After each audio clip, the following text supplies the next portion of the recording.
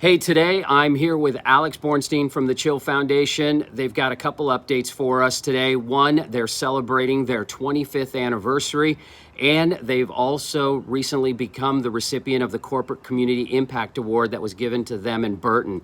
Alex, thanks for joining us. How's everything going? It's going really well. Thanks for having me to talk about the awesome stuff we're up to. Really appreciate it. Yeah, let's talk about this Corporate Community Impact Award. It was given to you guys at the 6th Annual Sports Humanitarian Awards from ESPN. And this is an award that recognizes a corporation that utilizes their business platform and the power of sports to help advance a social issue, cause, or community organization, which Burton did and you guys are. So what does this award mean to Chill and Burton and the efforts both organizations have played in empowering more than 25,000 young people since the program started? Yeah, we're so excited to be the recipients of this award. We're excited for Burton for them to be recognized for the amazing work they've done with us for the last 25 years.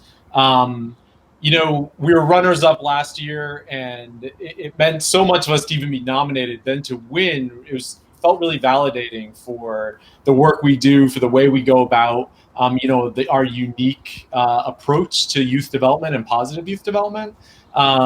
We purposely target youth that are facing the biggest challenges imaginable for teenagers. And there are so many great nonprofits out there doing really fantastic, impactful work. But, the fact that we've decided to choose really, the most challenging path and to really make sure we're working with youth, that the impact of our program is going to be outsized because we become part of their primary support network. And those support networks are significant if you're facing homelessness, drug addiction, mental health treatment, any number of socioeconomic challenges. The fact that Chill gets to be there for these youth and help them with their progression, their emotional and physical progression, is huge. And, to be honest, the fact that Burton somewhat flies under the radar with their support of us and their amazing philanthropic support in general, it's really great that we get to shine a light on, Jake's efforts and Donna's efforts over the years, and then the whole Burton family, together. We're really proud to be able to tell that story and be a big part of it as well, obviously. Yeah, no, well, it sounds like a great partnership that started a long time ago. And obviously, winning awards is great. But what's even better is that this award comes with some money.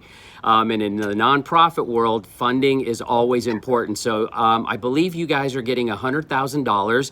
How are you guys going to use that money given the current state of the pandemic and everything? How are you guys going to be able to execute your programs? Yeah, obviously it's a tough time for all nonprofits. We don't know. We frequently say we don't have visibility into the next 6 months to a year as far as fundraising goes. And so, we're doing well right now. We're really confident about where we are, and our donors are absolutely amazing. Our corporate supporters, our individual donors. But to have an influx of $100,000 at a time where, we don't know what the future holds, and it really gives us confidence to start re-rolling out our programs again. So just last week we relaunched in Burlington as our first program. We have Portland coming up. We have Vancouver coming up. Really, all of our 16 locations will have programming over the coming 2-3 months. So this money and all the money that follows really just helps us ease back into programming, helps us ensure that our COVID regulations and our processes are in place. Our curriculum stays exactly the same, our approach stays the same, but our focus on risk management, which has always been significant, kind of goes to the next level, and allows us honestly to connect with our agencies that we work with and connect with our host sites, the skate parks, the SUP providers, the surf providers, and really talk through how do we make everybody safe, how do we make everybody comfortable, and how do we deliver our program in the best way possible given the restrictions that we're facing. And having that support, having that additional funding is incredibly helpful when it comes to all of this work. It takes a lot of work to launch a program. To launch a program in the middle of a pandemic is not something any of us have really trained for or been exposed to before. So huge learning experience for all of us. Yeah, well, look, it sounds like this money couldn't have come at a better time, and it's going to be put to really good use. Let's talk about something else, because what you guys do really empowers young people, and you guys have been doing that for a long time. I'm curious, how is Chill thinking about the role it can play in the call for diversity and social justice that young people are advocating right now?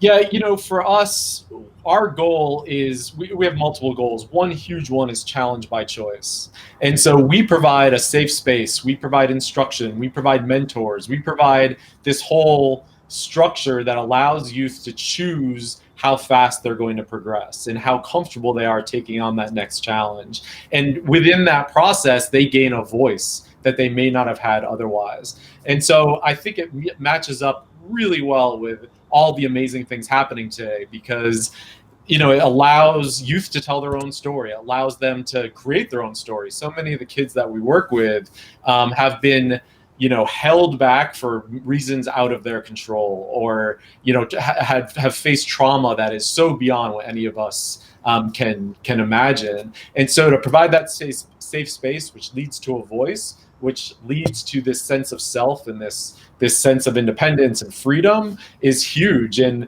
the fact that we use board sports to help that progression, there's a natural connection there. And bringing youth out of their immediate environment and physically transporting them to a new location is really an incredibly powerful concept on so many different levels. But exposing youth to all the things that are out there, all the possibilities, really strengthens their ability to see where they fit, where they fit in society, where they fit in just the world. And I think there's a huge potential impact there.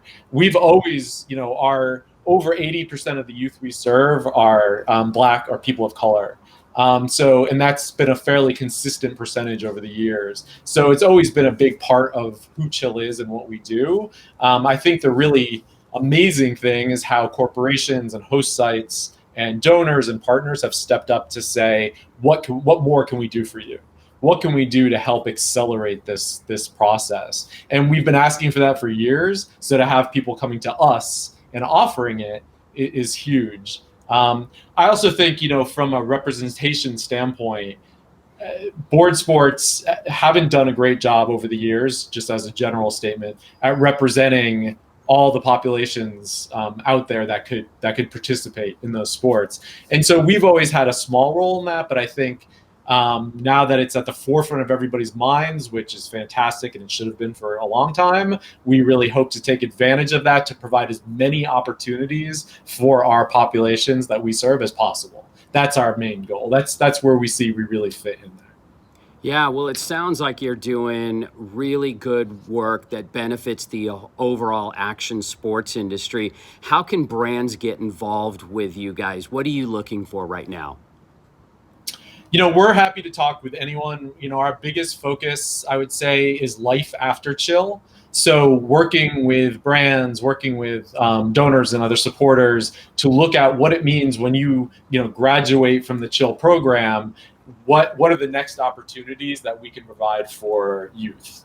That's the big thing. So Burton being a great example, as we speak with them about what does the potential pipeline from Chill youth to professional snowboarder look like? What does it look like to go from Chill youth to interning at a company, or a part-time job or full-time job, or even what does it look like to be behind the lens, or produce, or any of the million different things, ways you can get involved in the outdoors. We're happy to talk to anybody that can complement our core programs that we deliver. Great. Well, Alex, thanks for joining me on the video chat. I appreciate you sharing all this. Congratulations on the 25th anniversary and for winning the award. Look, keep in touch, and I want to hear how things go for the rest of the year. I'm really curious about, the work that you guys do and how you guys are going to navigate, through the pandemic and everything. But incredible work you guys are doing. Keep it up, and we'll talk again soon. Yeah, thank you so much. Really, really appreciate it.